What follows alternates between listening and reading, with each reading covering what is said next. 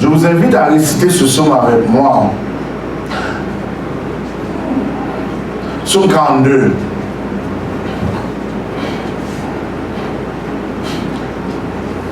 Vous y êtes, psaume 42. Si on veut projeter, nous allons lire. Comme une... Vous êtes prêts?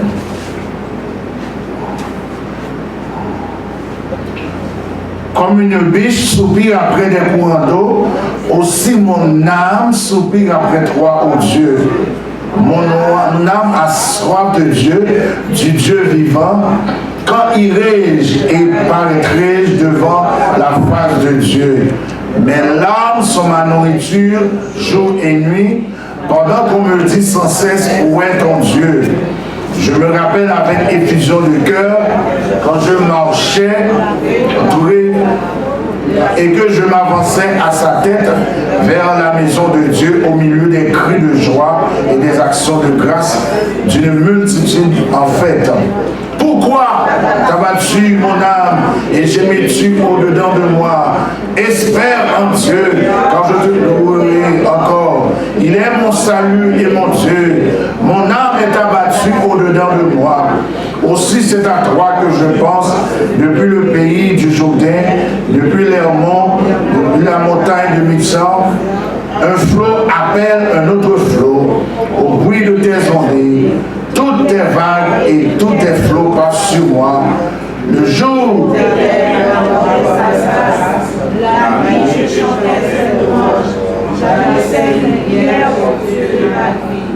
je dis à l'Éternel, mon rocher, pourquoi m'oublies-tu? Pourquoi dois-je marcher dans la tristesse, sous l'oppression de l'ennemi? Mes os se brisent quand mes persécuteurs m'outragent. Et où est ton Dieu? Pourquoi t'as battu mon âme et gémis-tu au-dedans de moi? Espère en Dieu, quand je l'aurai encore. Il est mon salut et mon Dieu. Amen. Bien-aimés dans le Seigneur, c'est que, vous avez vu, même en fait, même dans l'Antiquité, même dans le temps de l'Ancien Testament, le peuple de Dieu se posait même des questions. En fait, vous avez vu, c'est des êtres humains comme nous. Ils s'inquiétaient comme nous. Ils faisaient face à de la solitude comme nous. Ils faisaient face à de l'humiliation comme nous. Hein? Ils étaient inquiets face à l'avenir comme nous. Regarde, il va dire, je dis à Dieu mon rocher, pourquoi m'oublies-tu? Des fois, bien-aimés dans le Seigneur, hein, amis, vous qui nous écoutez, amis des ondes, ou tout au moins sans nos amis visiteurs, des fois dans la vie, on se pose des questions. Quand tout paraît noir, quand tout est sombre, quand tout est difficile, quand on ne voit pas, en fait, quand on ne voit pas l'issue, comment on va sortir d'un problème, on se pose des questions. Regarde, il se pose des questions, en fait, quand les fils de Corée se posent des questions, je dis à mon Dieu, pourquoi m'oublies-tu? Permettez-moi de vous dire ce soir que Dieu ne vous oublie pas. Amen. C'est sûr, nous sommes ensemble depuis samedi 4 où nous sommes en train d'étudier la parole de Dieu, la prophétie. Et en faisant ça, Dieu ne vous oublie pas. Rappelez-vous ça, hein? Il y a deux textes qu'on va dire. Le premier texte dit que cherchez premièrement le royaume et la justice. À chaque fois que vous venez ici pour chercher le royaume de Dieu, qu'est-ce qui se passe dans votre vie? Toutes ces choses vous seront données. Vos inquiétudes seront tombées. Vos maladies seront tombées.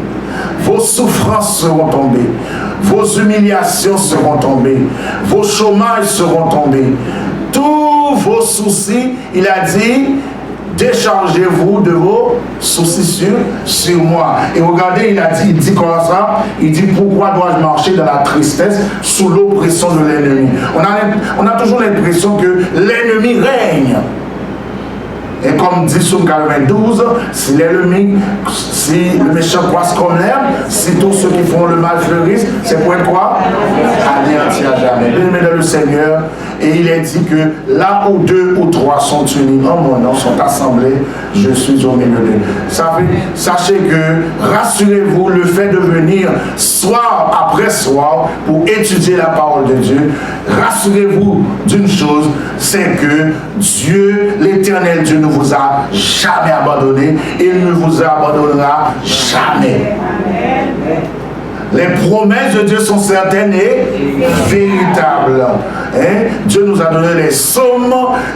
Les psaumes, dans les psaumes, les psaumes ils véhiculent une puissance. Les psaumes véhiculent une délivrance. Dans les psaumes, il y a de la joie, il y a de l'espérance aussi. L'espérance n'est pas seulement dans l'Apocalypse. L'Apocalypse est un livre d'espérance, un livre d'espoir, mais l'espérance se trouve aussi dans les psaumes. Oui, donc il a dit, mes os se brisent quand mes persécuteurs m'outragent, en me disant sans cesse, où est ton Dieu? Notre Dieu est là. Et le psalmiste a dit dans un autre texte, il a dit que je ne sois pas confus, ni honteux, ni confondu, parce que l'ennemi nous passe en dérision. Ils disent que tous les soirs, ils vont à l'église, tous les samedis, ils sont là à l'église, les mercredis soirs, ils sont à l'église, ces gens, et malgré tout, regardez, ça ne fonctionne pas dans leur vie. Regardez, ils luttent pour pouvoir joindre les deux bouts. Tandis que nous autres, nous n'avons même pas Dieu et ça va pour nous. Mais j'aimerais dire aux méchants qu'ils se détrompent. Car en fait, la vraie victoire, la vraie réussite se trouve où? En G, parce qu'il a dit il est dit dans son sang, quoi? Pousser vers l'éternel des cris de joie. Non, pas son sang, son premier, excuse-moi. Heureux l'homme qui ne marche pas selon le conseil des méchants, qui ne s'arrête pas sous la voie de pécheurs, et qui ne s'assied pas en compagnie de mon cœur, mais qui trouve son plaisir en quoi? Et qui la médite quand? Il est comme un arbre, quoi? Et tout ce qu'il fait quoi? Tout ce qu'il fait le réussit. Et dans le Seigneur, peut-être vous dites que oh, oui, ça peut-être il y a certaines difficultés dans notre vie. Mais permettez-moi de vous dire quelque chose. Actuellement, vous êtes en santé. Vous êtes là. Vos enfants peut-être traversent des moments difficiles. Ont subi des chirurgies, des opérations. Vos parents, vos proches, vos maris, vos femmes. Vous êtes actuellement là, vous ne vous faites pas frapper par une voiture. Moi je connais ça. J'en ai perdu en fait des gens que je connaissais qui ont été heurtés par des voitures. Par la grâce de Dieu, qu'est-ce qu'il a dit? Ebenezer, pourquoi? Jusqu'ici l'Éternel nous a secourus. Continuez la route car l'Éternel, les promesses de Dieu sont certaines et véritables. Seigneur, tandis que nous allons continuer l'étude, cette étude que tu as mis devant nous, pour pouvoir pour augmenter notre connaissance dans ta parole, afin de pouvoir bien nous préparer jusqu'à ton avènement, jusqu'à ton retour prochain. Qu'il en soit ainsi en Jésus, nous t'en prions. Amen. Donc, comme nous avons dit dernièrement, nous sommes ici depuis samedi soir, et depuis samedi soir, le 4 août, et nous étudions la prophétie. Nous avons étudié en fait les 7 lettres à travers différents titres, comme par exemple le déclin du mal, le déclin moral de l'Église, partie 1, partie 2, et ensuite nous avons vu Dieu peut compter encore quoi? Avec ça, on a vu Dieu peut encore compter sur un reste, partie 1, et avec Philadelphie et Laodicée, Dieu peut encore compter sur un reste, partie 2. Normalement, vous comprenez, et une petite révision rapidement, Dieu, l'Église, avec le déclin moral, jusqu'à Thyatire. Permettez-moi de vous dire quelque chose. Dieu parlait à l'Église, Dieu continuait de parler à toute l'Église jusqu'à Thyatire. Je ne sais pas si vous avez dit ça la fois dernière. Dieu continuait de parler à toute l'Église en général jusqu'à Thyatire. Depuis Éphèse, après quoi? Smyrne, Pergame, Thyatire. Et à partir de Thyatire, à partir de Thyatire, on va dire de préférence après Thyatire, à partir de ça, Dieu va cesser de parler à l'Église en général. Il va s'adresser à un reste. Est-ce que vous me suivez ce que c'est? Dieu parlait à toute l'église en général. C'est comme le peuple d'Israël. Dieu parlait tout le temps au peuple d'Israël. Le peuple d'Israël tombait dans le péché. Il continuait de leur donner une certaine assurance. Il retombait encore dans les péchés. Et jusqu'au retour de Jésus, Dieu a cessé de parler à l'Israël physique. Il parle maintenant à l'Israël spirituel. C'est la même chose. L'Église maintenant, lorsqu'il parle à l'Israël spirituel, la même chose est reproduite comme le peuple d'Israël. La même chose. Qu'est-ce qui s'est passé? Les premiers chrétiens, ça allait bien, porte apostolique de 33 à 100, de 100 à 313, ça, et ils commençaient à être persécutés, ils sont tombés dans l'apostasie, dans du compromis. Ensuite, l'apostasie s'est installée généralement, non seulement sous les traits de Balaam, mais sous les traits de Jézabel, et malgré, en fait, que Dieu leur demandait de se reprendre. Jésus prophétisait sur l'Église, leur demandait de se repentir. Est-ce qu'ils ont écouté? Ils n'ont pas écouté, mais jusqu'à ce qu'à un certain moment, Dieu a suscité une autre église qu'on appelle Sardes. Jésus a décidé de réformer son église. Jésus a cessé de parler à l'église en général. À partir de quoi? À partir de quelle église? À partir de Sardes, on va dire entre Thyatire et Sardes. Donc à partir de Sardes, Jésus a cessé de parler à l'église en général. Il s'adresse maintenant à quoi? À un reste. Ok? Est-ce que vous me suivez? Vous me suivez? Amen. Maintenant, en s'adressant à un reste, c'est là que le mouvement protestantisme. Le protestantisme a été formé. Le protestantisme est formé à partir de quelle église?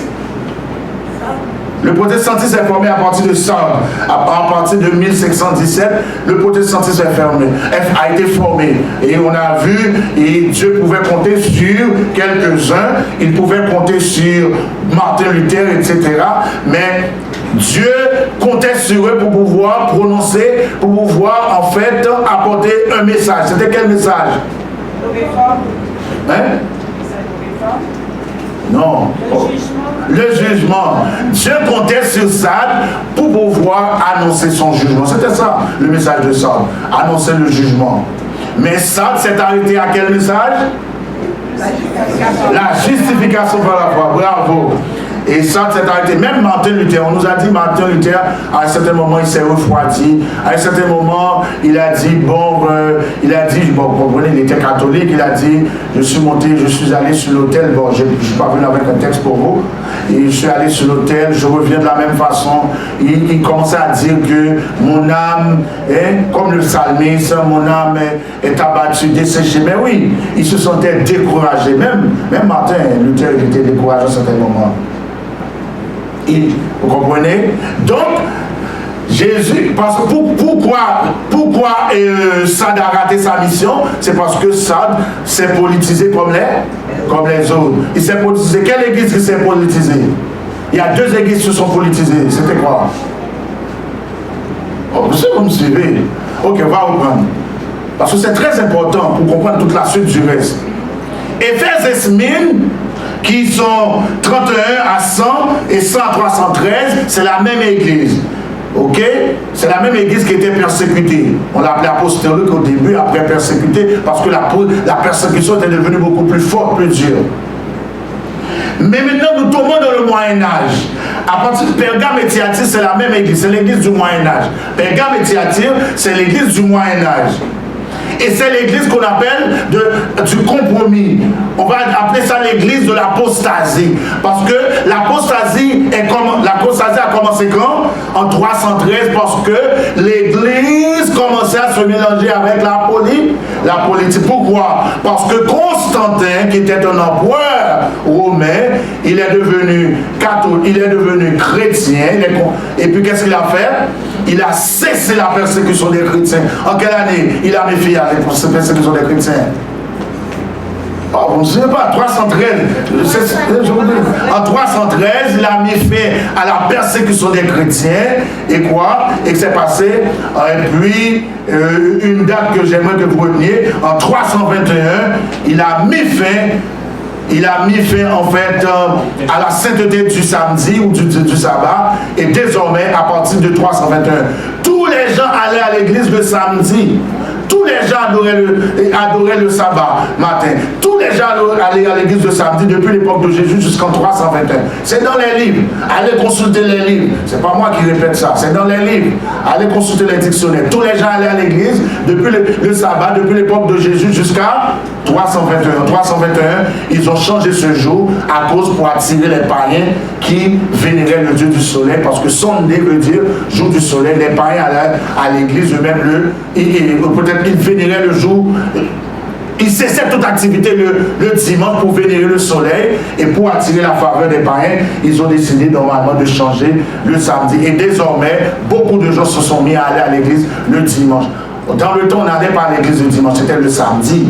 Mais c'est l'empereur, c'est Constantin qui a fait ça. Et puis l'église catholique, l'église s'est ralliée là en arrière de tout ça. Ensuite, qu'est-ce qui s'est passé? Il commence à se politiser, et Jésus va dire qu'il va se politiser sous les traits de quoi? L'apostasie va s'installer sous les traits de qui? Je parle enfin. L'apostasie va s'installer sous les traits de Pergame dans un premier temps, et ensuite sous les traits de Jézabel. Et puis, puisqu'ils n'ont jamais écouté, regarde, Jésus leur demande des conseils, qu'ils se repentent. Il a dit à Pergame, repends-toi donc. Vous avez ça sur votre feuille. Il a dit à Thyatire, qu'ils se repentent de leurs œuvres. Ils n'ont jamais écouté. Finalement, Jésus a cessé de parler à l'église en général, et Jésus commençait maintenant à parler à un reste. Ce reste, c'était qui? Ce reste, c'était la fille Sardes. Jésus a commencé à parler à Sardes à partir de 1517, comptait sur Sardes pour réformer l'église. Sardes a failli sa mission aussi, a échoué parce que Sardes s'est politisé. Et ensuite, qu'est-ce qu'il y a? Jésus pouvait encore compter sur un autre, sur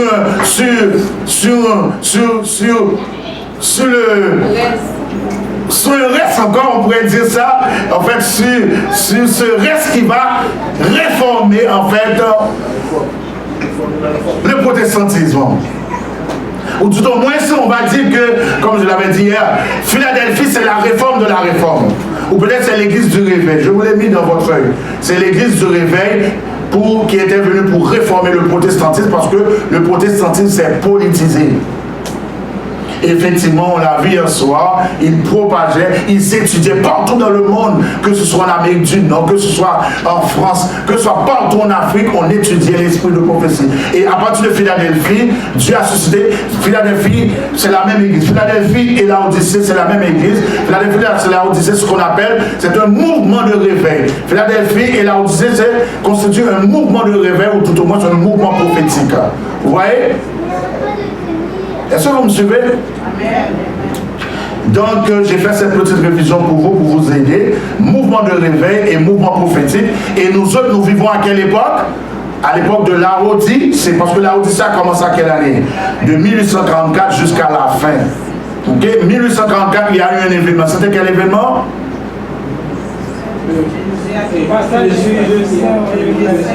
Au lieu très saint. Jésus a quitté le lieu saint au lieu très saint. Ils attendaient, dans les années 1800, ils attendaient là autour de Jésus, ils étudiaient, ils sont tombés sur une prophétie de Daniel, et de Daniel 8, Daniel 9 aussi, qui parle sur des prophéties, bien entendu, qui parlent en fait de 2300 soirs et matins, et le sanctuaire sera purifié, et ensuite la prophétie de 70 semaines aussi, ils sont tombés sur ça, qui parle en fait de Jésus qui devait se faire baptiser et mourir pour notre péché. Et effectivement, la prophétie de 2300 soirs et matin, c'est une prophétie qui a commencé en 457 avant quoi? Avant qui? Avant Jésus, et qui s'est terminée en 1844. Ok? Vous pouvez faire 2300 moins 457 plus 1, ça va vous donner 1844. Ok? Et Jésus est passé dans le très saint. Et dans l'ancienne époque, à l'époque de l'Ancien Testament, à l'époque de Moïse, il y avait un sanctuaire. Dans ce sanctuaire, c'est-à-dire que Jésus avait donné le sanctuaire, ou Dieu avait donné le sanctuaire pour comme plan du salut. Et à chaque fois que le peuple péchait, il y avait toujours un sacrifice qui se faisait. Et une fois par année, une fois par année, on devait purifier le sanctuaire parce que le sanctuaire, on amenait plein de péchés dans le sanctuaire, il fallait purifier le sanctuaire et la purification du sanctuaire, c'était symbolisait le jugement, c'était le jugement aussi. Et aussi, lorsque Jésus a quitté le lieu saint pour traverser dans le lieu très saint en 1844, le jugement de la planète a commencé. C'est quand le jugement de la planète a commencé? Ok, ça veut dire que 1834. Mais le Seigneur, c'est sérieux. Donc, pourquoi je vous dis tout ça? C'est que nous sommes ici, donc comme je vous l'avais annoncé, nous allons vous parler du message des trois anges. Apocalypse 14 nous parle d'un message qu'on appelle le message des trois anges. Le message des trois anges n'est rien d'autre que c'est l'annonce du jugement de Dieu. Ok? Donc toutes les prédications qui se font un peu partout, même si un prédicateur ou un pasteur, peu importe, vous parle de vos problèmes, de vos soucis, mais en même temps on vous prépare, on vous parle de problèmes, de soucis, et en même temps on essaie de développer en vous un lien avec Jésus. Tout c'est pour vous préparer pour le retour de Jésus, pour ce grand retour qui va consister en qui va nous amener avec Jésus au ciel pour 1000 ans. Mais pour avoir droit de rentrer au salut, de rentrer dans le ciel, pour avoir droit de rentrer au ciel, il faut être jugé. Jésus a commencé son jugement, et s'il vous trouve juste, est-ce que nous autres on peut être justes? Non. Donc Jésus normalement commence le jugement, mais il a versé son sang pour nous. Si nous réclamons son sang, grâce à son sang, nous pouvons avoir accès au salut. C'est ce que nous allons voir. C'est ce que nous allons voir. Donc dans la Bible, comme je vous dis, avant de vous parler du message des trois anges qui parlent du jugement, j'aimerais voir avec vous, parce que lorsque vous étudiez le message des trois anges, on va vous parler en fait qu'il faut adorer le Seigneur, on va vous parler de la bête, et moi je dois voir avec vous la bête. C'est quoi la bête qu'on parle d'Apocalypse? La Babylone, c'est quoi Babylone? C'est quoi la petite conne? Je vais voir tout ça avec vous. Mais si on vous parle de jugement, mon frère, si on vous juge pourquoi? Donc c'est pourquoi Dieu m'a inspiré de vous parler en fait de pourquoi on doit être jugé. C'est ça qu'on va voir ce soir. Pourquoi on doit être jugé? Lorsque vous allez au tribunal, vous comprenez, il y a l'instruction du jugement, comme je l'ai dit, mais il y a une raison pourquoi on veut vous juger. C'est parce qu'il y a quelque chose qui a été commis. Donc pourquoi on doit nous juger? C'est pourquoi le titre de notre entretien de ce soir, c'est...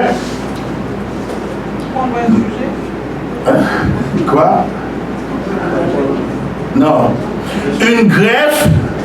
Une greffe non méritée mais nécessaire. C'est quoi? C'est quoi notre titre de ce soir? Une greffe non méritée mais nécessaire. Quoi? Encore?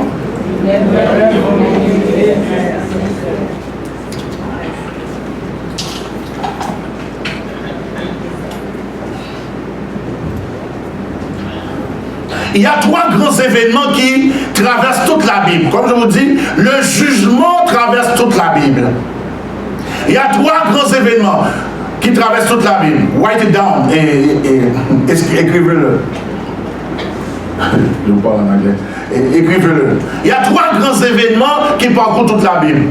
La création, la rédemption, écrivez ça, et la restauration.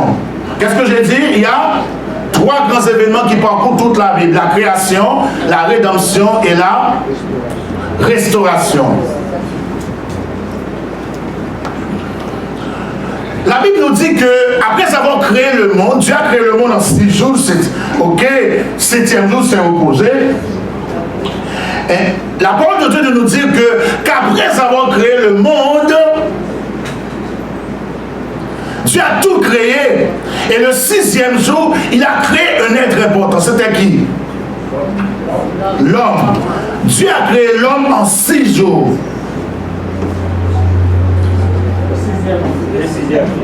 Le 6e jour, merci. Dieu a créé l'homme le 6e jour. Il a créé tout, mais le 6e jour, il a créé l'homme. Et après avoir créé l'homme, il l'a placé dans un jardin qu'on appelle Éden. Remarquez ce qu'il dit. Il donna l'ordre à Genèse 2 à partir de 8, 16 et 17. Genèse 2. Je vous invite à ouvrir vos Bibles dans Genèse 2. Verset 8. Qu'est-ce que cela nous dit? Puis l'Éternel Dieu planta quoi? Après avoir créé l'homme, Dieu a créé l'homme. Puis l'Éternel Dieu planta un jardin en Éden du côté de l'Orient et il y mit l'homme qu'il avait formé. Right? Verset 16. L'Éternel Dieu donna cet ordre à l'homme. Tu pourras faire quoi? Manger de tous les arbres du jardin, 17 ans. Mais tu ne mangeras pas de l'arbre de la connaissance du bien et du mal, car le jour où tu en mangeras, tu mourras.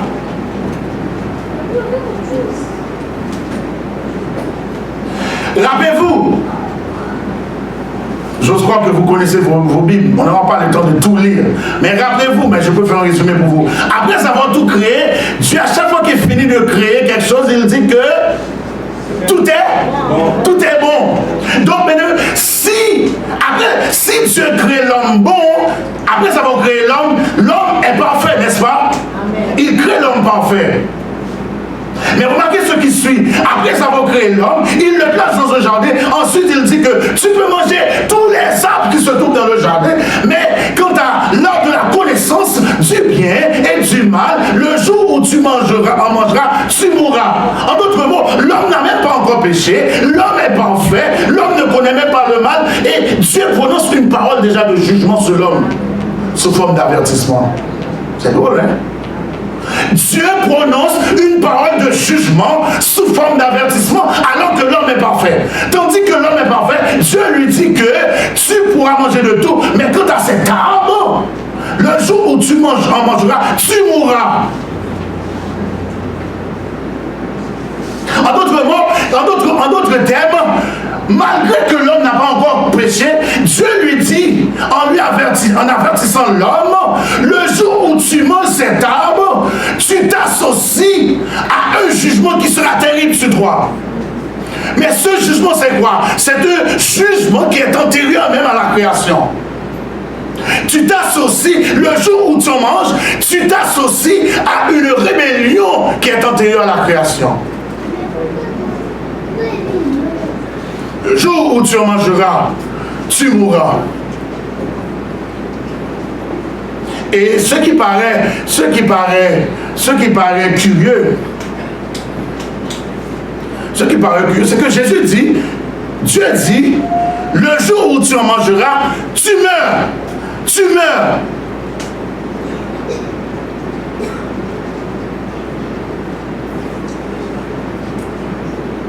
Comment l'homme peut mourir? Pourquoi Dieu prononce un tel jugement? Tandis que l'homme n'a jamais péché. L'homme n'a pas encore connu de péché. Comment se fait-il que Dieu lui dit que si tu manges ça, tu vas mourir? En d'autres mots, bien-aimé de le Seigneur, Dieu est en train de dire à l'homme, tu peux tout manger. Dieu est en train de dire à l'homme, je t'ai créé certes, je te donne l'opportunité de tout manger, mais j'établis en même temps ta frontière. Dieu est en train de dire à l'homme que tu, en tant que tel, un être humain, un homme, une femme, l'humanité en tant que telle a une frontière. C'est comme je me jusqu'ici. Dieu est en train d'établir la frontière de l'être humain. Dieu dit à l'être humain, le jour où tu en mangeras, tu meurs. Dieu, par cette parole de jugement, sous forme d'avertissement, Dieu est en train de révéler à l'être humain sa faiblesse.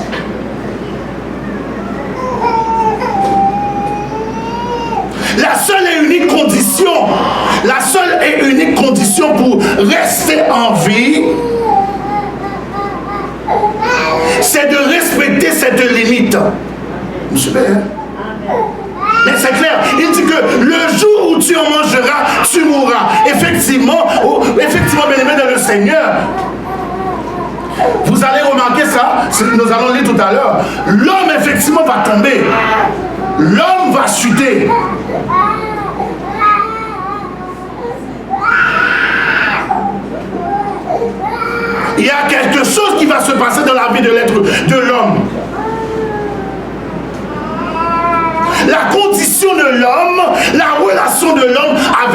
sera pas la même. Dieu lui dit que le jour où tu en mangeras, tu mourras. En d'autres mots, j'établis tes limites. Un être humain est fait de limites. Aujourd'hui, les gens pensent qu'ils peuvent faire ce qu'ils veulent. Oh, mon corps est pour moi, je fais ce que je veux dans la vie. Les gens pensent que, il y a un dicton qui dit que ta liberté commence là où finit celle de l'autre. En d'autres mots, Dieu est en train de définir à l'être humain c'est quoi la liberté. Tu ne peux pas faire ce que tu veux. Nous vivons à une époque où les gens pensent qu'ils peuvent faire ce qu'ils veulent dans la vie. Ils peuvent empiéter en fait les lieux ou peut-être l'intimité de l'autre. Ils peuvent faire ce qu'ils veulent des autres. Et les gens ne respectent pas leurs limites aujourd'hui. Et dès la fondation du monde, vous voyez comment Dieu a dit que le jour où tu en mangeras, tu mourras. Et une autre question qu'on peut se poser, qu'est-ce qui se passe? Pourquoi que l'homme doit mourir en mangeant de l'arbre de la connaissance du bien? Pourquoi l'homme doit mourir? Est-ce qu'il y avait en fait des produits chimiques là-dedans? Est-ce qu'il y avait des éléments toxiques, des produits toxiques là-dedans? Y avait-il du poison là-dedans? Mais qu'est-ce qui fait que si l'homme mange ça, l'homme doit mourir? Il y a quelque chose qui ne fonctionne pas. Et remarquez qu'est-ce qu'il a dit. Jésus va dire que dans Jean 15, verset 5, je suis le sceptre, vous êtes les sarments. Celui qui demeure en moi et en qui je demeure porte beaucoup de fruits. Car sans moi, vous ne pouvez rien faire. Donc, en prononçant cette parole de jugement sous forme d'avertissement, Dieu est en train de dire à l'être humain, à nous autres aujourd'hui, nous ne pouvons rien faire sans lui. C'est ça qu'il dit, sans moi. Est-ce que c'est ma parole? Jean 15, verset 16. Il dit, je suis le sceptre, vous êtes les sarments, celui qui demeure en moi. Donc, Dieu a créé l'être humain, c'est pour demeurer dans sa gloire. Pourquoi Dieu a créé l'être humain? Parce que à partir du moment que l'être humain décide d'abandonner sa relation avec Dieu, d'abandonner sa gloire, d'abandonner la gloire de Dieu pour faire comme ils veulent, l'être humain normalement doit mourir. C'est comme ça, je vous l'avais expliqué hier, c'est comme un arbre. Vous vous en souvenez? Celui qui, car sans moi, vous ne pouvez rien faire. Donc il dit que vous pouvez manger tout, mais sauf celui-ci. Dieu établit les limites de l'être humain. Dieu révèle la faiblesse de l'être humain. Dieu révèle en fait la petitesse de l'être humain. Dieu révèle en même temps la pauvreté de l'être humain. Et quand il est dit dans Apocalypse 1er, lorsqu'il parle à nous autres, Apocalypse 3, verset 18, regarde ce qu'il dit. Apocalypse 3, verset 18. Qu'est-ce qu'il dit à Laodicée? Je te conseille d'acheter de moi de l'or éprouvé par le feu, afin que tu deviennes riche, et des vêtements blancs, afin que tu sois vêtu, et que la honte de ta nudité ne paraisse pas, et un collier pour oindre tes yeux, afin que tu vois. En d'autres mots, Dieu conseille à l'être humain d'acheter de lui quoi? De l'or qui représente la foi, ensuite des vêtements qui représentent sa justice, et un collier qui représente l'esprit. Donc, vous allez remarquer à partir de Genèse 3, vous allez remarquer, après la chute, après la désobéissance, vous remarquez ce qui se passe. On nous dit qu'effectivement, l'être humain a mangé, et l'homme a mangé en fait le fruit défendu, ou tout au moins, il a touché à l'arbre. Et verset 7, à partir d'Apocalypse, Genèse 3, verset 7, les yeux de l'un et de l'autre s'ouvrirent et ils connurent qu'ils étaient quoi? Donc, tant aussi longtemps qu'on reste couvert de la gloire de Dieu, nous sommes couverts. Nous sommes couverts. Tant aussi longtemps nous sommes restés à côté, nous sommes restés attachés à Dieu, nous sommes couverts de sa gloire. Et remarquez, après le péché, l'homme va dire quoi? Et Dieu va appeler l'homme et l'homme va dire que je me suis caché quoi? Hein? Je me suis caché. Il dit, j'ai entendu ta voix. Dieu cherche l'homme. Il dit, j'ai eu peur parce que je suis nu et je me suis parce que je suis nu et je me suis caché. Et Dieu va dire, qui t'a appris que tu es nu? Parce que tant aussi longtemps que tu restes couvert sous ma gloire, tu ne peux pas découvrir ta nudité. Donc, à partir du moment qu'on se retire de la gloire de Dieu, notre nudité apparaît. C'est quoi ça? Et notre nudité, c'est quoi? C'est notre pauvreté qui apparaît. Et notre pauvreté, c'est pas seulement sur le plan spirituel, c'est sur le plan physique aussi. Hein. À partir du moment, parce que la parole de Dieu nous dit que à l'éternel, la terre est ce qu'elle renferme. Lorsqu'on perd la gloire de Dieu, lorsque nous perdons la relation, aujourd'hui, qu'est-ce qui se passe? Tout le monde veut avoir des relations avec un président, le premier ministre, etc. Pourquoi? Parce que dit que, ou peut-être le maire, hein, le maire ici, c'est qui? La dame là. Donc, tout le monde veut avoir de bonnes relations, de grandes relations, parce qu'ils disent que si je puisse avoir de bonnes relations avec le premier ministre ou le maire, hein, donc qu'est-ce qui peut arriver? Je peux avoir un meilleur emploi, je peux avoir en fait des contrats, etc. etc. Donc comprenez, en fait, ça confère du prestige. Hein, on veut avoir des relations parce que vous savez qu'en ayant des relations avec des politiciens, peut-être des grands hommes d'affaires, des gens qui sont riches dans ce monde, donc vous savez que normalement, ça va vous conférer un certain avantage. Mais le vrai avantage, ce n'est pas ces choses éphémères. Le vrai avantage, c'est de demeurer en Christ. Celui qui demeure en moi et en qui je demeure porte beaucoup de fruits. Ces fruits, c'est sûr, ces fruits, c'est quoi? L'amour, la charité, la sagesse, la patience, la bénignité. Il y a des gens qui vont vous voir, il y a des gens qui vont toujours vouloir rester autour de vous. Il y a des gens, laisse-moi vous dire, il y a des gens que personne ne veut rester près d'eux. Ce comportement bizarre. Donc pour porter beaucoup de fruits, il faut rester attaché à qui? Celui qui demeure en moi et en qui je demeure porte beaucoup de fruits. Je l'avais dit, laisse-moi le reprendre encore. Comme je l'ai dit, vous prenez un arbre, vous prenez le tronc d'arbre et puis les branches. Si vous coupez une branche, qu'est-ce qui se passe? Je l'avais dit hier. Si vous coupez une branche, qu'est-ce qui se passe? La branche va sécher.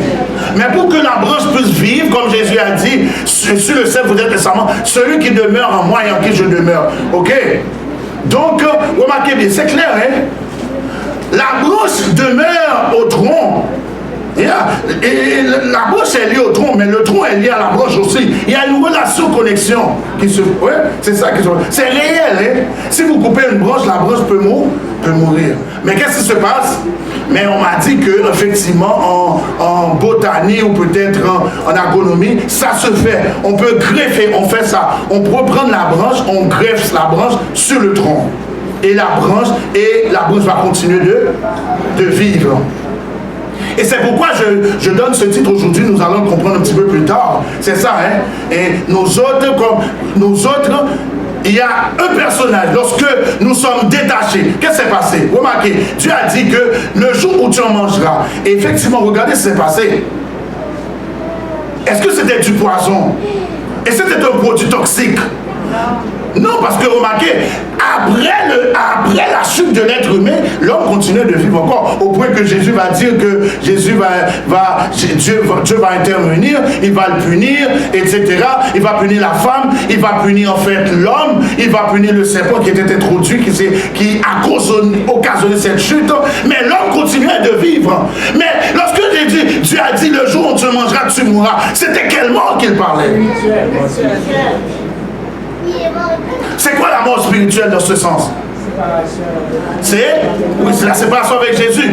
Le péché, c'est la séparation avec Jésus. Mais cette mort-là que vous avez spirituelle, c'est ce qu'on appelle la seconde mort. C'est quoi? La seconde mort, c'est quelle mort? Good job. La mort éternelle. La seconde mort, c'est la mort éternelle. Ça veut dire que c'est cette mort. Il y a quelque chose que je vais clarifier avec vous avant de continuer. Dieu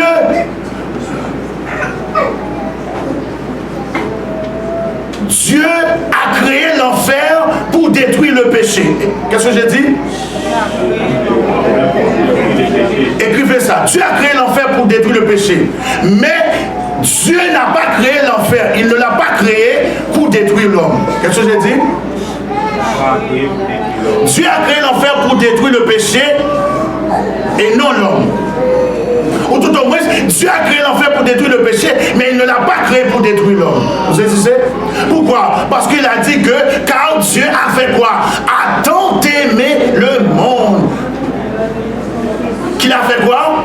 Donner son Fils unique, afin que quiconque croit en lui ne périsse point, mais qu'il ait la vie éternelle. Donc si Dieu voulait que nous mourions, aurait-il accepté de donner son Fils? Donc Dieu n'a pas créé l'enfer pour... Dieu a créé l'enfer, certes. Dieu n'a pas créé l'enfer pour Dieu a créé l'enfer pour détruire le péché, mais il ne l'a pas créé pour détruire l'homme.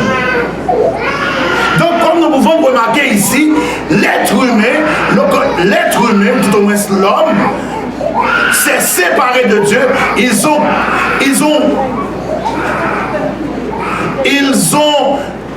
L'être humain a réalisé qu'ils étaient nus.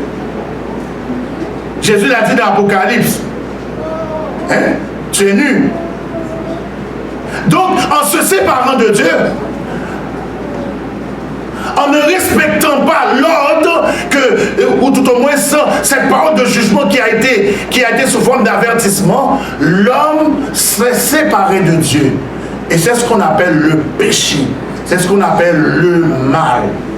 C'est ça que je voulais commencer à voir avec vous. Le péché est venu quand? Comment le péché est entré dans le monde? C'est l'Éternel a donné un ordre à l'être humain. L'être humain a désobéi. Et ce qui s'est passé? Le péché. Vous comprenez? C'est ça le péché. C'est ça le péché. Le péché, et l'être humain l'être humain, depuis lors, l'être humain est complètement tombé dans le péché.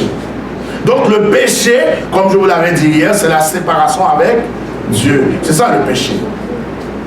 Mais comme vous pouvez le voir, le récit, je ne suis pas entré dans les détails avec vous, qui avait occasionné, qui avait encouragé Ève, qui avait encouragé à l'homme de manger l'arbre défendu? Non, pas Ève. C'est le serpent. C'est le serpent qui l'avait encouragé à manger le fruit défendu. Donc le serpent qui s'est passé, c'est que nous pouvons vous revenir, je vais revenir avec ça dans une future conférence. Le serpent a été jugé. Le serpent, lui, il était en rébellion avec Dieu.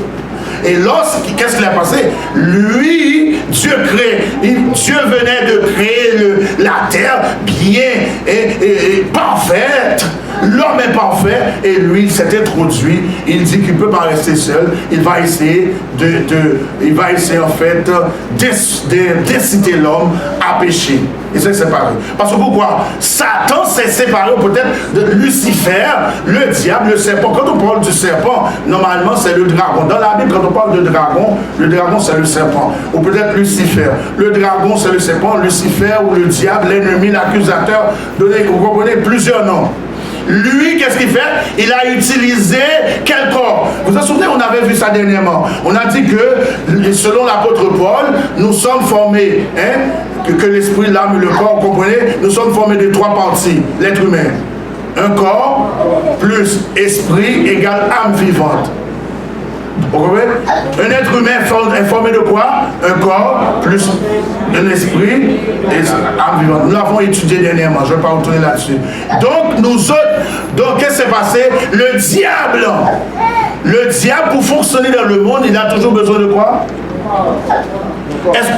Parce que le diable est esprit. Donc pour fonctionner, il a besoin d'un esprit. C'est pourquoi des fois, permettez-moi de rappeler ça. Vous entendez des gens, on vous dit qu'il y a des gens qui peuvent planer, il y a des gens qui peuvent aller n'importe où, il y a des gens qui se transforment en loup-garou, il y a des gens qui font toutes sortes de choses. C'est quoi? C'est des gens qui prêtent leur corps à Satan. Parce que les démons, la Bible en parle, les démons existent, Jésus en parle. Normalement, les démons, ce sont des mauvais esprits, ils n'ont pas de corps, ils sont des esprits. Mais pour fonctionner, ils ont besoin de corps. Dans le récit récit ici que nous avons, le démon a utilisé, Satan a utilisé quel corps? Le corps de serpent. Vous savez ce que je dis là? Parce que pour fonctionner, ils ont besoin de corps. C'est pourquoi il y a beaucoup d'êtres humains qui prêtent leur corps à Satan. Un être humain, c'est corps plus esprit égale âme vivante. Donc beaucoup d'êtres humains prêtent leur corps à Satan pour faire le mal. Mais nous autres, qu'est-ce que nous faisons? J'ai été crucifié avec Christ. Si je vis, ce n'est plus moi qui vis, mais c'est Christ qui vit en moi. Nous autres, nous prêtons notre corps, nous donnons notre corps à qui? Nous ne donnons pas notre corps à Satan. Et c'est réel ce que je vous dis là. C'est réel. Le démon, pour fonctionner, a besoin de corps. Des fois, vous entendez, on vous dit que quelqu'un a un mauvais esprit. Il faut aller le chasser. Il faut aller prier cette personne. Il y a des gens qui vous disent qu'ils voyagent. Donc, c'est les démons qui utilisent le corps pour faire des choses. Donc, ici, le démon, Satan, le diable, a utilisé le serpent pour pouvoir faire chuter l'être humain. Effectivement, l'être humain a péché. L'être humain est tombé, en fait, à cause est tombé dans la désobéissance. L'être humain n'a pas respecté l'ordre établi par Dieu et l'être humain commençait à connaître la misère et l'être humain a connu le péché. Vous me suivez? Il faut que je vous explique ça pour comprendre ça. Donc c'est comme ça le péché est entré. C'est comme ça l'être humain a connu le péché. Maintenant, comme je vais vous dire, je vous dis que le jugement, qu'est-ce que je vous dis? Il y a trois grands événements dans la Bible, trois grands événements qui parlent de jugement, qui ont rapport avec le jugement. Quels sont les événements que je vais dire? Je reprends. C'est quoi? La création, la rédemption, la restauration. Ces trois grands événements sont liés au jugement. Maintenant, qu'est-ce que Dieu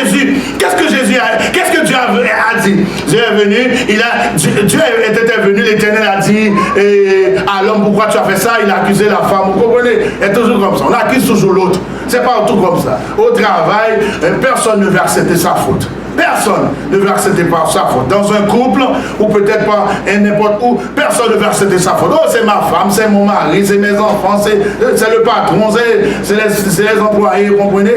On cherche toujours un bouquet, mais personne ne veut prendre ses responsabilités de nos jours. Adam n'a pas pris sa responsabilité, c'est lui. Il dit, oh, c'est quand Dieu est venu le voir, il dit, c'est Ève qui m'a insisté à manger le fruit. Ensuite, quand Dieu est allé voir Ève, qu'est-ce que Ève a dit? C'est le serpent. Ok? Et qu'est-ce que Dieu a dit au serpent? Dieu a dit au serpent, on peut le lire. Dieu a dit au serpent, je mettrai, verset 15, Genèse 3, verset 15, je mettrai inimitié entre toi et la femme. La femme représente qui dans la Bible? L'Église. La femme représente quoi dans la Bible? L'Église. Je mettrai inimitié entre toi et la femme, entre ta postérité et sa postérité. La femme fera quoi? Celle-ci t'écrasera la tête et toi tu feras quoi? Tu lui baisseras le talon. C'est curieux, hein? C'est curieux, hein? Regardez, Dieu, regardez. Le dragon, par exemple, Satan, c'est comme ça. Et c'est ce qui se passe aussi à travers l'histoire. Toute l'histoire, c'est ce que Satan fait. Il copie toujours Dieu. Parce qu'il veut que nous nous pendions. Le diable est descendu vers vous, Apocalypse 12, verset 12, animé d'une grande colère, sachant qu'il lui reste très peu de temps. Qu'est-ce qu'il fait? Le dragon qu'on appelle Satan. Quand on parle de dragon, c'est Satan. Le dragon, qu'est-ce qu'il fait? Satan, qu'est-ce qu'il a fait? Ou peut-être le Satan. Satan a utilisé la femme pour faire quoi? La femme représente l'Église. À chaque fois, quand la femme fait ce qui est bien, l'Église, Dieu dit que la femme est pure. Mais quand la femme fait ce qui est mal, on parle de la femme impure. Ça veut dire que quand l'Église fait ce qui est bien, on parle de la femme pure. Quand l'Église fait ce qui est mal, on parle de la femme impure. C'est ce que nous avons vu avec les lettres. La femme commençait et on l'a vu, et je vais retourner là-dessus dans des conférences futures, et la femme pure, la femme impure. On a commencé à voir comment la femme, ou peut-être l'Église, commençait à se prostituer. Ça veut dire abandonner le Seigneur. On a vu à partir de quelle Église? Pergame et Thyatire. Bon, Satan a utilisé la femme pour faire quoi? Satan a utilisé la femme pour faire tomber l'homme. Ouais, c'est la femme qui l'a utilisé. Écoutez ceci, et Dieu a dit que cette même femme que tu as utilisée pour faire tomber la femme, je vais utiliser cette même femme pour t'écraser la tête. C'est la femme qu'il a utilisé. Hein? Le serpent est venu vers la femme. Il a dit, est-ce que c'est ce que Jésus t'a dit? Est-ce que c'est ce que Dieu t'a réellement tellement dit que tu ne peux pas manger tous les arbres.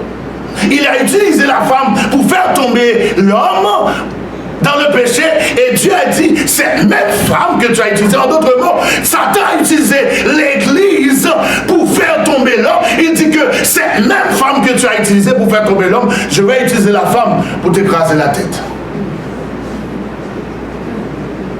Et puisque c'est la femme qui a été utilisée pour, en fait, pour faire tomber l'homme, et Dieu a prononcé le jugement. Qu'est-ce qui a été? Normalement, un jugement, il y a 3 phases, on l'avait dit. L'instruction du jugement. Ensuite, quoi?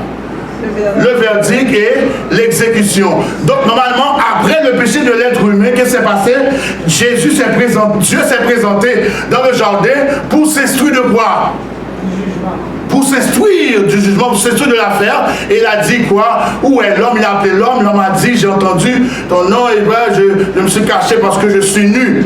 C'est l'instruction du jugement. Et Dieu a prononcé rapidement un jugement. Il a prononcé le jugement.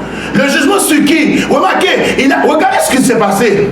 Dieu a prononcé le jugement seulement sur le serpent. À la femme, qu'est-ce qu'il a dit? C'est dans la souffrance que tu vas enfanter. À l'homme, qu'est-ce qu'il a dit? Aussi, c'est à la sueur de ton front que tu vas gagner ton pain. C'est ça qu'il a dit. Mais il n'a pas dit à l'homme, non. Il n'a jamais dit à l'homme, celle-ci t'écrasera la tête. Il n'a même pas dit ça. Donc c'est au serpent que Dieu a prononcé le jugement seulement sur le serpent.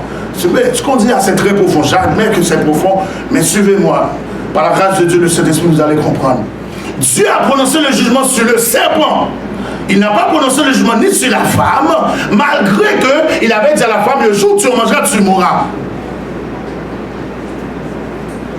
Le jugement l'instruction du jugement a été faite, et automatiquement, Dieu a prononcé le verdict. Qu'est-ce qu'il a dit? Celle-ci quoi?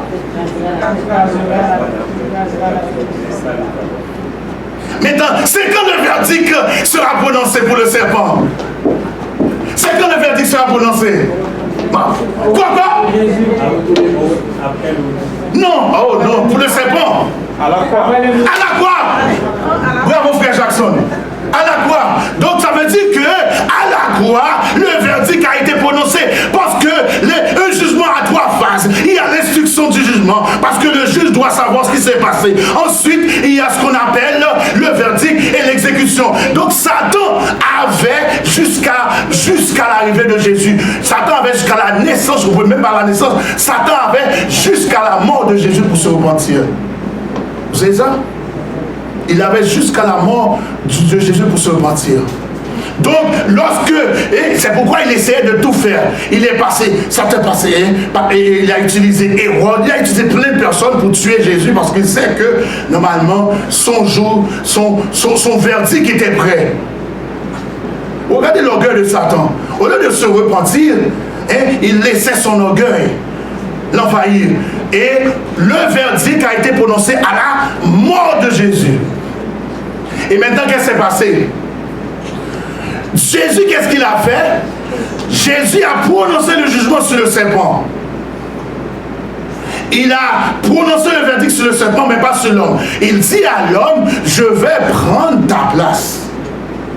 Vous vous souvenez? Donc ça veut dire que lorsque Jésus, malgré qu'il avait dit à l'homme, le jour où tu mangeras, tu mourras, il a prononcé cette parole de jugement, il a pris la place de l'homme. En d'autres mots, lorsque Jésus est venu à la croix, Jésus est mort, il a pris la place de... Parce que qu'est-ce qui s'est passé? Il a fallu que Jésus meure, il avait dit, c'est ça qu'il a dit, c'est si t'écrases la tête et tu blesseras le talon, c'est ça. Jésus est venu, il a écrasé la tête du serpent, ça veut dire qu'il a vaincu Satan. Satan est mort. Actuellement, qu'est-ce qui s'est passé? Mort. Jésus a vaincu Satan. Mais qu'est-ce qu'il reste à faire pour maintenant? Il reste quoi? L'exécution. Good job, l'exécution du jugement. Satan, le jugement a été prononcé à la création, dans le jardin de l'Éden. Le verdict a été prononcé. Jésus, le verdict a été réalisé quand? On vient de vous le dire. À la croix, à la mort de Jésus. Et maintenant, il reste quoi pour Satan? L'exécution du jugement. Et l'exécution du jugement aura lieu quand? Après le millénium. C'est pourquoi, moi quand j'étais plus jeune, je me posais cette question, je me suis dit, mais si Jésus a vaincu Satan, pourquoi Satan existe encore, nous donne des problèmes? Donc c'est que Satan est vaincu, mais il circule encore, il n'est pas la peine de mort. C'est bien de dire la Bible. La peine de mort est prononcée, mais on n'a pas encore exécuté. C'est comme un homme, ça me faisait mal, je regardais la télé dernièrement, c'est un noir aux États-Unis. On l'a accusé, on ne sait pas si c'est vrai, mais on l'a accusé, on a dit qu'il avait tué un policier. Il a passé presque 20 ans en prison. Et il a passé presque 20 ans en prison. Normalement, on avait prononcé, il a eu son procès. Après son procès, on lui a donné la peine de mort. Mais il est retourné en prison après le procès, malgré on lui a donné la peine de mort. C'est après 20 ans en prison, on l'a appelé, on l'a exécuté quand même.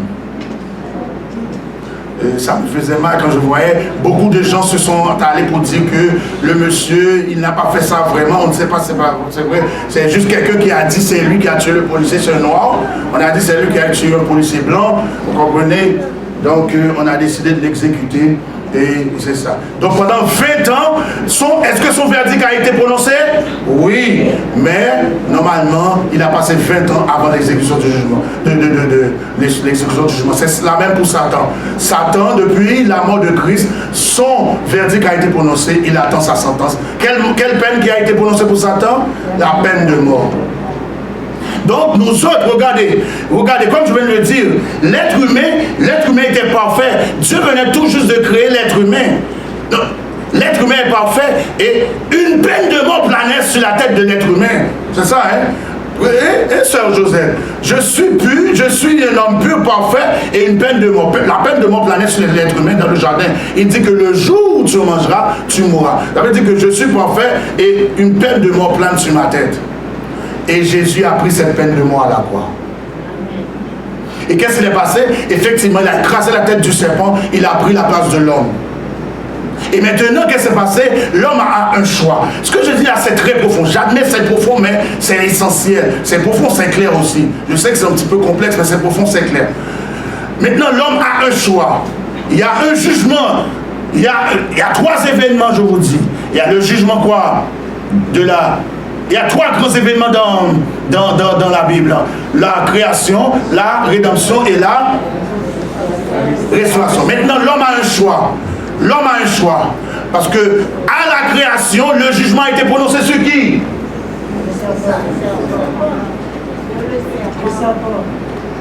À la rédemption, le jugement a été prononcé sur qui?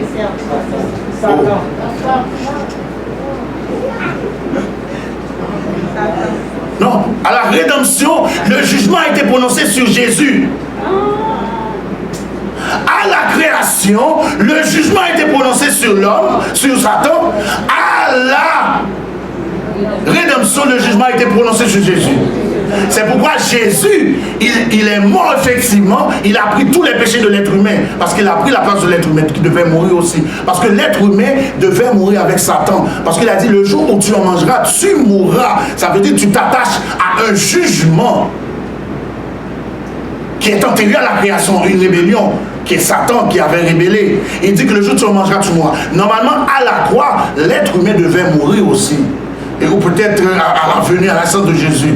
L'être humain devait mourir, comment on pourrait dire ça? Pas mourir, je pourrais dire. L'être humain devait être jugé. Le verdict de l'être humain, voici le mot. Le verdict de l'être humain devait être prononcé aussi. Est-ce que vous me saisissez?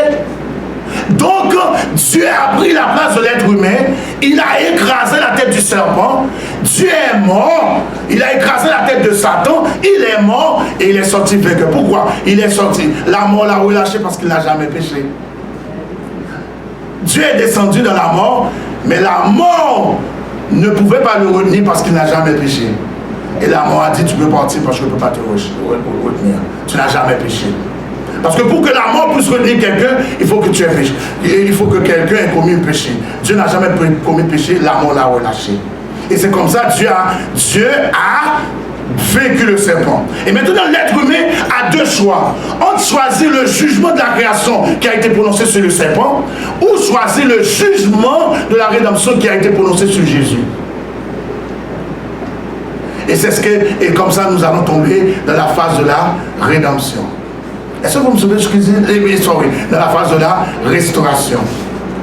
Mais comment, bien avant d'entrer dans la phase de la restauration, comment le jugement a été prononcé sur Jésus? Nous pouvons lire dans Marc 14, avant de terminer, Marc 14, verset, on peut dire, Marc 14,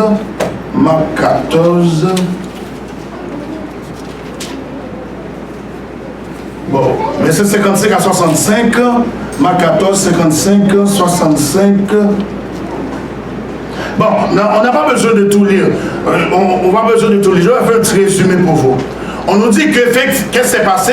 On dit que Jésus est venu chez les siens. Les siens ne l'ont pas retenu. Normalement, les grands chefs religieux de l'époque n'ont pas accepté Jésus.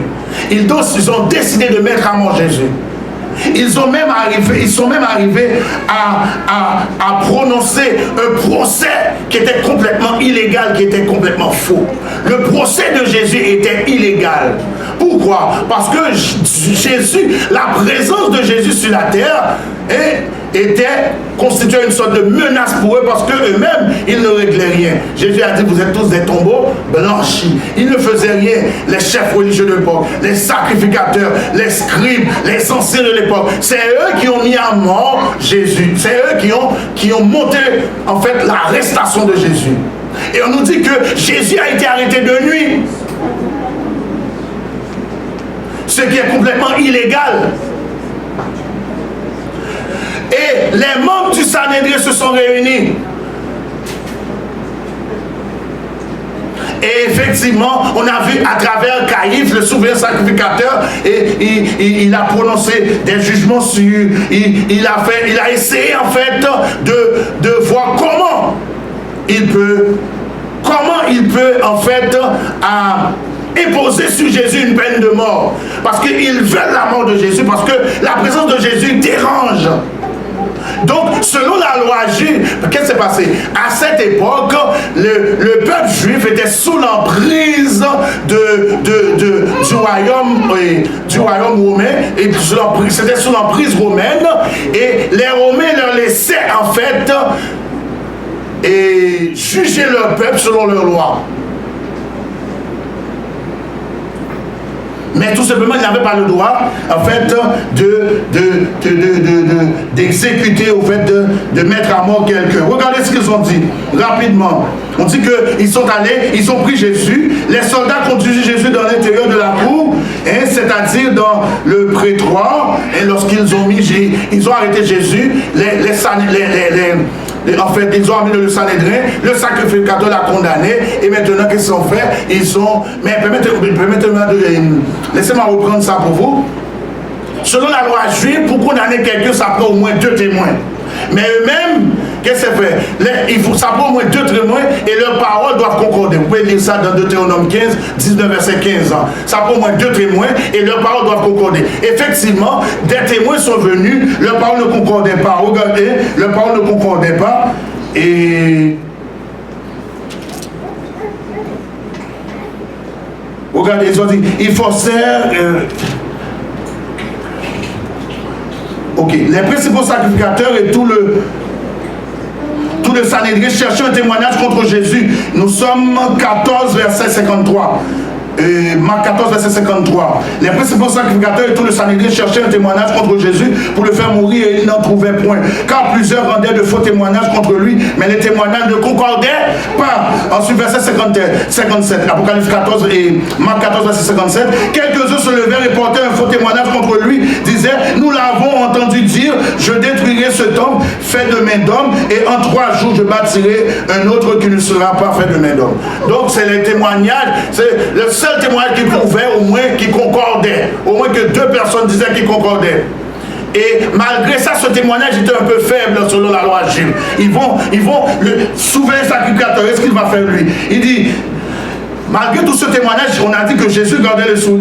Le souverain sacrificateur, verset 361, Marc 14, le souverain sacrificateur l'interrogea de Jésus, Jésus dit de nouveau et lui dit, es-tu le Christ, le Fils du Dieu béni? Jésus répondit, je le suis. Et vous verrez le Fils de l'homme assis à la droite de la puissance de Dieu, venant sur les nuées du ciel.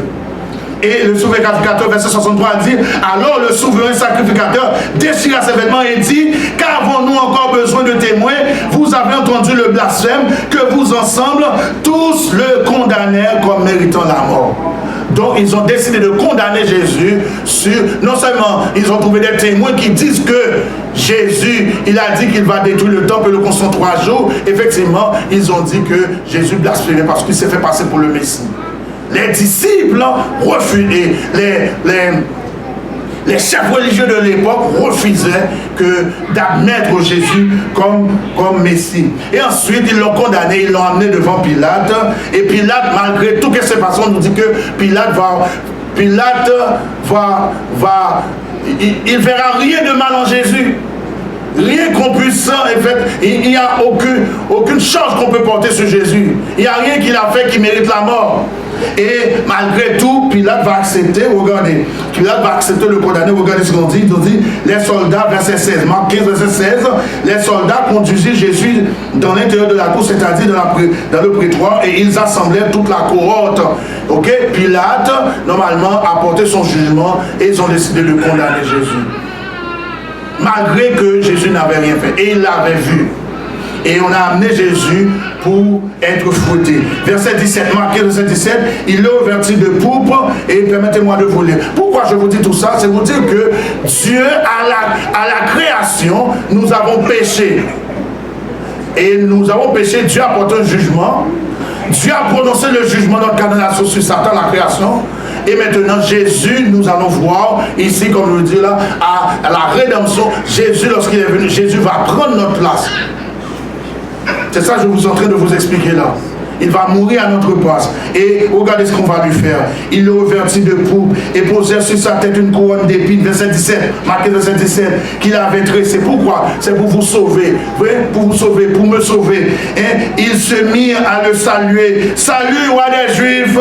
Et il lui frappait la tête avec un roseau. Il crachait sur lui. Tout ça, Jésus endurait tout ça pour que vous et moi, nous puissions avoir accès au salut. Il a pris la mort éternelle pour nous donner la vie éternelle. Regardez, verset 19 nous dit, il crachait sur Jésus et fléchissant les genoux, il se prosternait devant lui et il le ridiculisait. Après s'être ainsi moqué de lui, ils lui ôtèrent la pourpre. On nous dit, ils lui remirent ses vêtements et l'emmenèrent pour le crucifier. On nous dit, Marc 15, verset 21, et il forçait. Est-ce que vous pouvez lire avec moi, Marc 15, verset 21? Regardez tout ce que Jésus a enduré pour nous. Nous allons terminer avec ces versets. Regardez tout ce que Jésus a enduré pour vous et moi, pour qu'aujourd'hui, nous puissions avoir accès au salut. Nous avons péché, mais Jésus a décidé de prendre notre place pour que vous et moi, pour que nous ne connaissions pas la mort éternelle. Il a décidé de prendre la mort éternelle pour vous donner, vous et moi, la vie éternelle. Regardez, Marc 15, verset 21, il forçait à porter la croix de Jésus à un passant qui revenait des champs, Simon de Cyrène, père d'Alexandre et de Rufus, et il conduisit Jésus au lieu nommé Golgotha, ce qui signifie lieu du crâne. Il lui donnèrent à boire du vin mêlé de myrrhe, mais il ne le prit pas. Ils le crucifièrent et se partageaient ses vêtements en tirant au sort pour savoir ce que chacun aurait. Verset 25 ans, c'était la 3e heure quand ils le crucifièrent. L'inscription indiquant le sujet de condamnation portait ces mots, le roi des Juifs.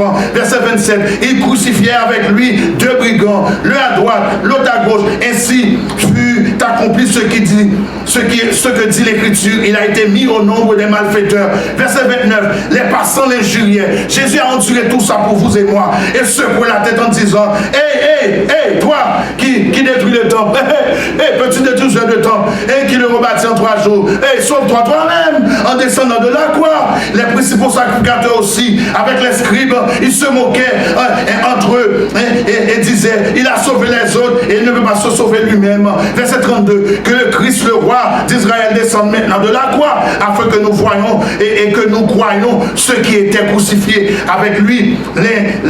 L'insultaient aussi, on nous dit. Et mais dans le Seigneur, on nous dit que, on continue pour dire, verset 33, nous allons terminer. La 6e heure étant venue, lisez avec moi, la 6e heure étant venue, il y eut des ténèbres sur toute la terre jusqu'à la 9e heure. Et à la 9e heure, Jésus s'écria d'une voix forte, Eloi, Eloi, ma sabachthani, ce qui signifie, mon Dieu, pourquoi m'as-tu abandonné? Dieu l'a abandonné, mais on y a cela, quoi. Tout ça, Jésus a enduré pour nous. Dieu ne pouvait pas regarder le péché. Jésus a enduré, a pris notre place. Il a pris notre mort éternelle pour vous donner la vie éternelle. Mesdames et messieurs, verset 35, nous allons terminer à 41. Quelques-uns de ceux qui étaient là l'ayant entendu dire, voici, il appelle Élie. Et l'un d'eux courut, remplit une éponge de vinaigre, et l'ayant fixé à un roseau, il lui donna à boire en disant, laissez, voyons, et si Élie viendra le descendre. Verset 37, lisez avec moi. Mais Jésus, continue.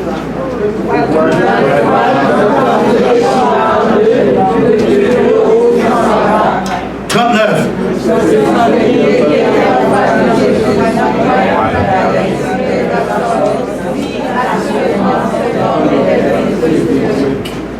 Il y avait aussi des femmes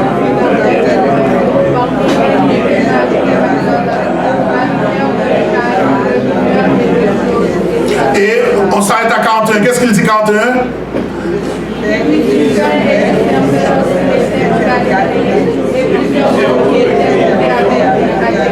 Bien-aimés dans le Seigneur, vous avez vu de quelle mort on a craché sur Jésus pour vous donner la vie éternelle aujourd'hui.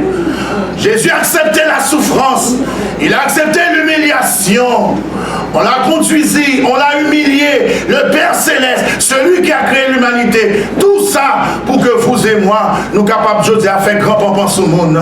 C'est pour aujourd'hui pour nous frapper l'estomac pour dire moi-même dans le monde. Jésus, il a accepté de prendre la mort éternelle pour nous, pour vous donner la vie éternelle.